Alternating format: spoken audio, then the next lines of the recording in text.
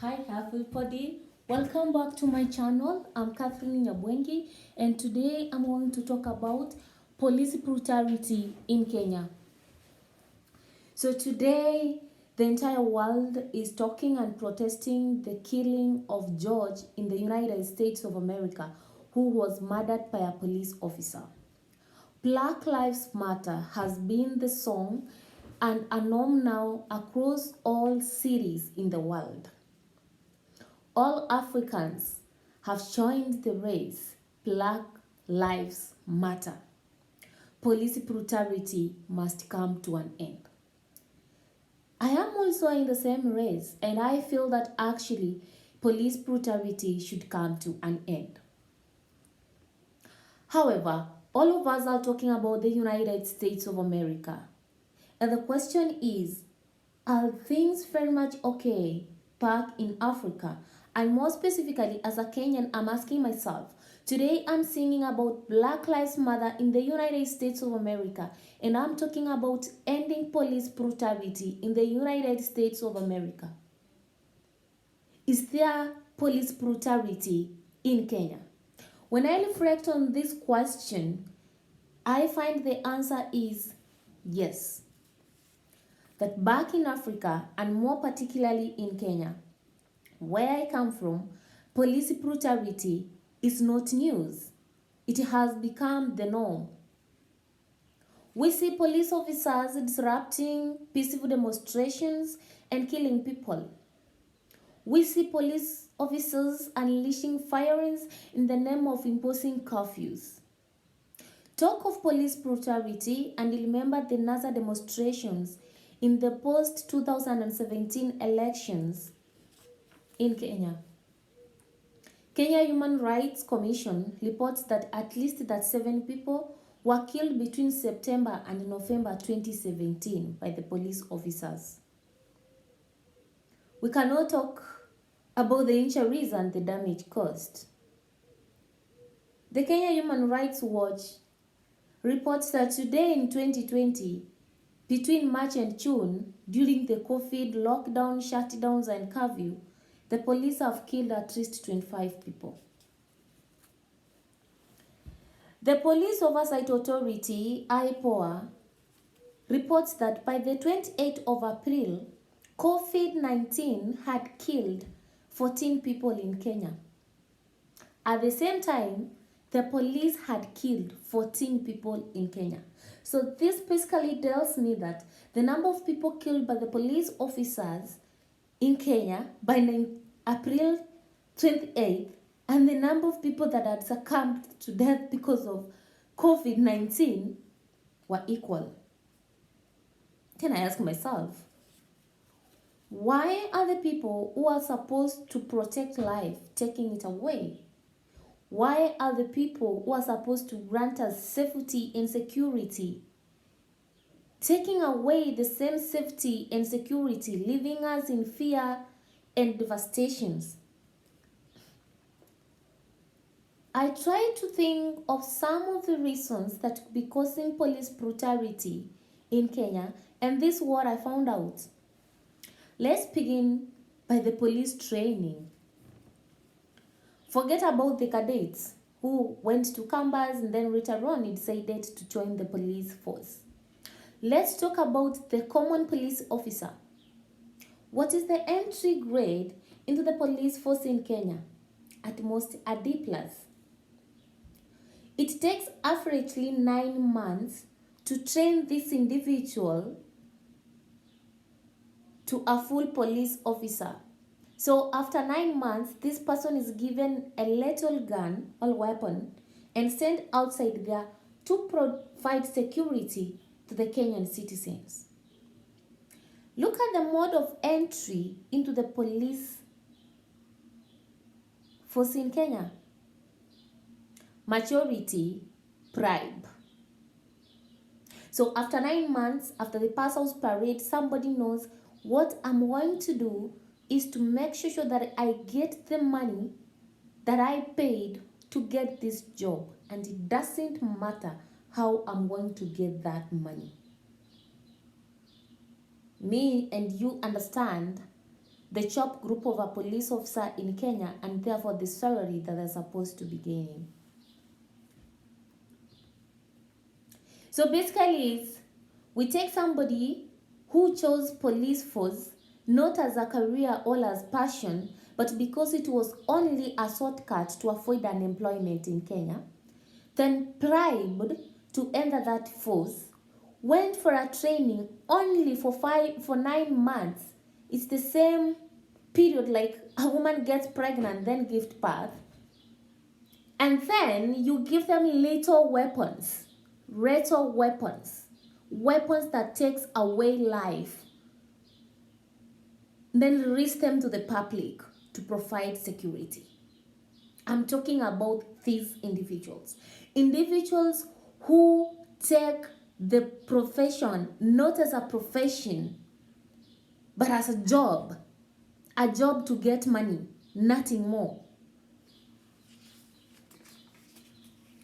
My question is it possible, the psychologists outside there, the professors outside there, and all my learned friends outside there, help me understand this. Is it possible to teach somebody the psychology of criminology and crime within 9 months? Teach somebody how to use guns within these 9 months. Teach somebody law within these 9 months, and teach somebody about human rights within these 9 months. Because for me, these are some of the basics that these people are supposed to have. Is it possible? Because for me, I see it's not possible.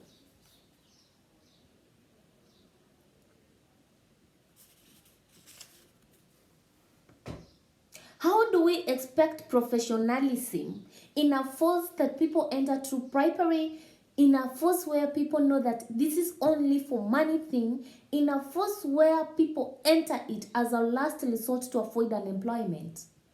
How do we expect professionalism in a force where it takes 9 months only to get a gun and walk outside there as an armed police officer? Friends, it beats logic that in Kenya, a doctor who the only maybe weapon he has is a syringe is forced to be in school in a university for 7 years, do an internship before he's accredited as a doctor. It beats logic that engineers who deal with methods and I don't know what are forced to be in class for 5 years, do an internship to be accredited as engineers. It beats logic that the teachers who spends most of the time with our children are forced to be in school for 4 years learning the psychology of a child, do an internship with the masters to be accredited as a teacher. I'm talking of these people. I'm talking about doctors because their work is all about life and death. And I'm talking about police officers whose also work involves life and death. But yet these two people, entry level into the entry grade to the training is very different. The training period is very different, and we expect these people to protect life equally.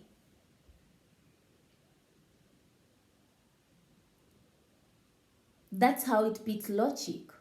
That we take a police force, a police officer, as just an easy job. We have made it so easy for somebody to become a police officer in Kenya than for somebody to become even an accountant or even a nurse or even a teacher. We have made it that way, very difficult. And then we expect to make security careers as easy as we have made the police entry career. We expect professionalism in it? No. You're never going to get professionalism in it because then I entered so easily. I didn't train. It was not my passion. It was my last resort. That is what is killing the police force in Kenya. So we need to look at the police training. I keep on saying that for us to solve the police problem in Kenya, we have to start by making the entry into the police force in Kenya a difficult job. We have to raise the standards of the police force in Kenya.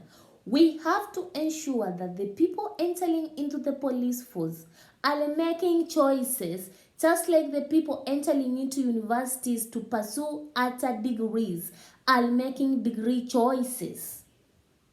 Let people enter the force because of passion, not because it is a shortcut to unemployment for somebody who dropped out of class form 4. No.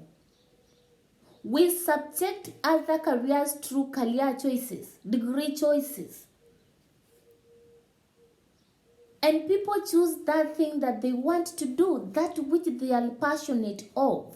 So the same thing should apply into entry into the police force. Let people be subjected to degree choices, and let the police force be a degree in Kenya that you must finish 4 years of training. You learn the law, you learn the human rights, you learn the psychology of human being and interact with humanity before you start interacting with weapons. We need men and women in the force who understands that security can be provided even through mediation. Security can be provided with or without guns. We want men and women in the force who understands that having a gun is not a sign of power. It is supposed to be a sign of security to any citizen that they come across. So it is high time that we did reforms in our security sector. And these reforms, let's not talk about, gender reforms in the security sector. Let's not talk about, reforms in the security sector. No. Let's start by the qualification of a person who is supposed to offer services as a police officer in Kenya. The moment we make entry into a police force a difficult job, just like entering to be a teacher, a doctor, an engineer, an accountant is a difficult job, then we will get men and women who will enter that force not because it is a shortcut to unemployment, to avoiding employment, but because it is passion. And therefore, the police force will change from being a force to a service. It will change just from being a job to a profession. So for me, that is the only way to end police brutality, because I want to see a police officer who, even if commanded and told go unleash violence somewhere, he will stand and tell the post, you remember we have human rights. You remember we have life to save. I want to see such a police officer. I want to see a passionate police officer who is passionate about his job. Not who is passionate with brutalizing the Kenyan citizens or another citizen because he or she has a gun. My closing remark, let's make police officers entry into the force a difficult job and have a sanitized police service.